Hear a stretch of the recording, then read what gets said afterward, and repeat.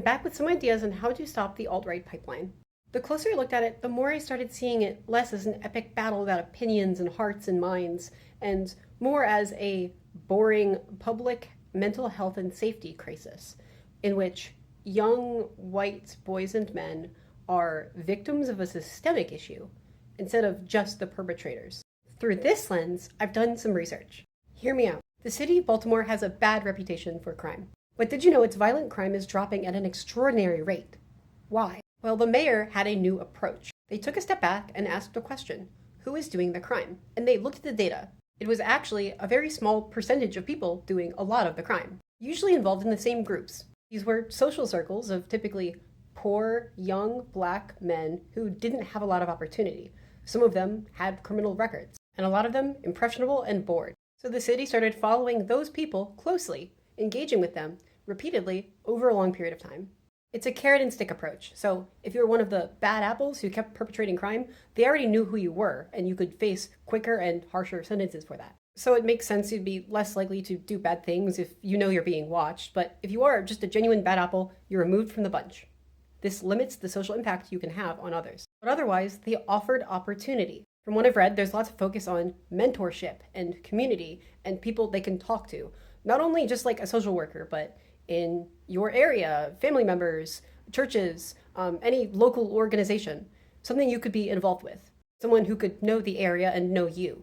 There's also a focus on activities, including group activities. And there's also a focus on success and skill building, getting a GED, a grant to help you get a laptop, jobs, education, life skills, how to be a grown-up. Because for a lot of them, it was easier to figure out how to do bad things than good things, especially if there's a bad influence in your life who's done bad things before. Basically, they helped.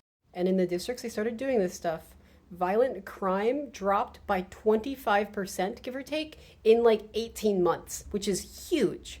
Because people don't really want to do bad things. It's not fulfilling or smart, but it was easy. It was the path of least resistance to them. Just provide other paths. Make bad things a harder path and make good things an easy path.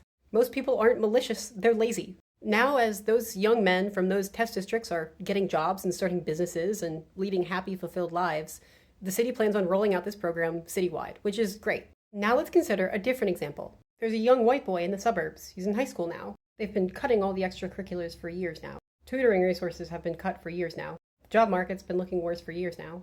College has been getting more expensive for years now. Schools have been getting more dangerous for years now. And the only group of grown-ups they've seen who said to care about schools was this group of Karens who's been going around winning school board elections and petitioning the state, something about trans athletes. You've never seen or met one, but they've used that voice and that position of power to give all the money to the private school instead. And maybe some of your nice friends from good homes transferred there. You're alone now. You don't know what you're supposed to do. No one seems to care. Maybe you're good at like math class or something, and that's enough. Your parents aren't concerned. That makes you smart and good, right? So you don't ask for help. There are some kids with two parents, rich parents, maybe who can afford a private tutor. They're doing better than you. There are some kids with lots of friends, maybe girlfriends. You don't know how. They're doing better than you. It feels like an incomprehensible skill difference. Maybe you have autism or something, but online you hear people say a mean word about that, and you don't want to be weak or broken or bad or anything. And society is telling you that real men work hard, so even if you did ask for help, wouldn't you be less of a man for it? So you go through your days alone, not involved. And half your day is spent in your bedroom, in your suburban house, online. And here's a point where I think that Bo Burnham is one of the keenest millennial eyes on our time. He's a multimedia internet kid turned musician and comedian. And in one interview he said, what older generations don't understand is that the internet is a place. It's not a thing or an activity. It's a place, a dimension, a space where you can do just about anything. Even though it looks different. In the same way, so many people will say horrible things about young black men in the cities. You have this whole class of suburban white boys doing the same. You have mass amounts of these young suburban white boys who are equally purposeless, drifting in a big open space where they could socialize with anyone and do anything. And some of them are falling into groups around bad influences. Think of that archetype from the 70s and 80s of an older brother, a stoner, a loser, who had horrible conspiracy theories and bad bigoted takes and was a weirdo. Instead of their antisociality limiting their reach to just a few people in their town, those types of people still exist, but now have podcasts with global reach. Internet is a non-Euclidean dimension of space. You're not limited by proximity, and you no longer need pro-social behaviors to connect with and engage with lots of people. The algorithm will do that for you. If anything, the more entrancingly weird what you have to say is, the more it'll be shown. So these groups around bad apples can be wide-reaching and huge. And you can't track it the same way as members of a gang or anything. There's no place to raid.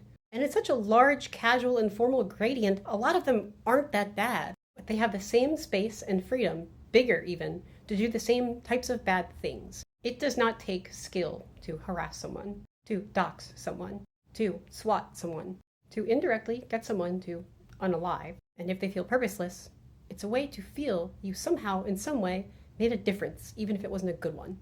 You could do something of consequence. They may even know this is not good. They may know these relationships are shallow. They may know these activities are unfulfilling. But it's the main opportunity they have, and it's certainly the opportunity of least resistance. This is a similar problem, and we need a similar solution. I'm not a policy expert, but here's my pitch. And I think we can solve a lot of this problem without affecting free speech or free behavior on the internet. To the extent schools can find out who are the kids who aren't involved in any activities, sports, and don't have a job in high schools, and the ones who are struggling academically, and maybe the ones who don't have a lot of support at home. This is our at-risk group.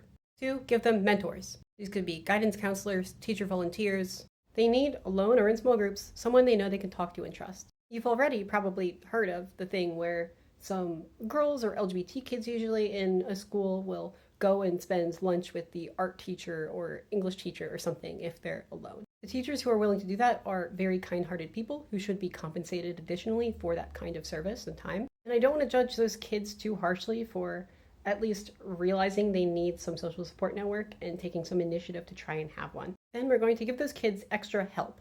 Tutoring, social and emotional help, life advice, help applying to colleges, whatever they need that they're not getting at home or are too afraid to ask for at home. The goal here is really just they need to be building skills and growing. If they're not, that's a problem. And that's time they're falling behind, not just in classes, but in life.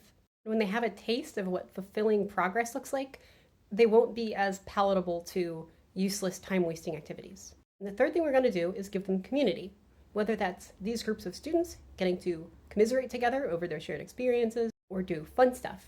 Extracurriculars need to be funded way more, and if possible, it would be cool if every student had to do at least one, but they could choose which one.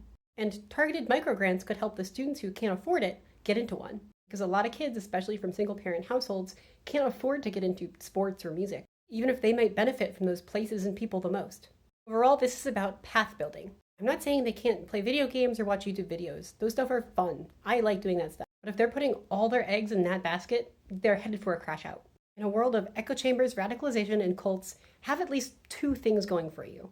2 places, 2 kinds of people, 2 things to care about. Don't let yourself get penned in. Make sure you always have at least one way up and forward. So when a creepy loser comes knocking, telling you whiteness can be your whole hobby and life purpose, just be grounded enough to know there's more to life than that. This is a world of fun paths and opportunities that you could have. And you can and should choose in the one that provably, for generations, leads to jobs, happiness, families, purpose, not one of the ones that ends in a bunker. So if you can, tell your local government you need extracurriculars in your schools again. You need opportunities for young people again, for accessible interests, friend groups, and career paths. Everyone should get to know what fulfillment actually feels like. They need that chance, or else they'll make sure your kids never get theirs. Take care.